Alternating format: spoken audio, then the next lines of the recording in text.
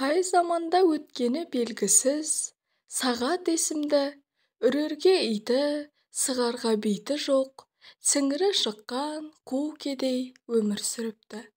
Ол бірде аштықтан көзі қарайып, басы ауған жаққа қаңғалақтап келе жатыпты.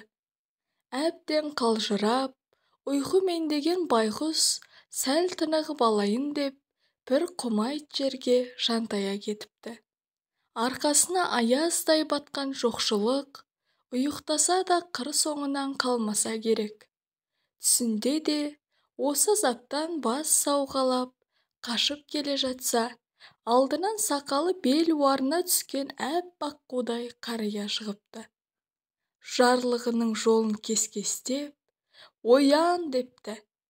Өзің жантайған құмайттың оң жағына қарай 10 қадам жүрсең, ескі жертөленің орны бар. Сол арадағы қираған ошақтың астын сынық сүйемдей қазсаң, Сүлеймен саудагердің былғары Сақтияны табылар. Сақтияның аузын ашып жапқан сайын, ішінен бір теңгелік алтын ділді аласың. Енді қалған өміріңе бұйырған несібе осы қанағат қылсаң, қарның тояды, дейді де ғайып болады. Жүрегі алып ұшып, орнынан атып тұрған сағат, ұйықтаған жерінен оңға қарай 10 қадам аттайды. Опырылған жертөленің оқпандай орнына кезігеді. Құлаған ошақтың орнын тырналап қазып жатып, осыдан шалдың айтқандары расқа шығып, бір ділді тапсам, тойынып тамақ ішермін. 2 ділді тапсам, дүние-ай, бала-шағамның жүрегін жалғар едім. Егер 3 ділдаға жетсе, әйеліме арнап көйлек сатып алар едім, деп қиялдайды. Шалдың берген аяны айнымай келеді де, айтқан орнынан әмиян табылады.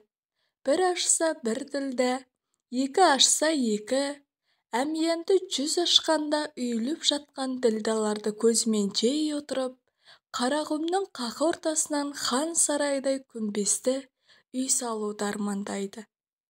Қарнының ашқанын да, балаларын да, бұл дүниеде әйелінің бар екенін де ұмытады.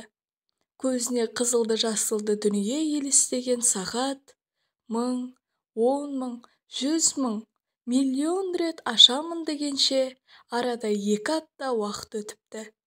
Өстіп отырғанда дүние қоңыз сорлының жүрегі үзіліп, бұл дүниемен қош айтысқан деседі.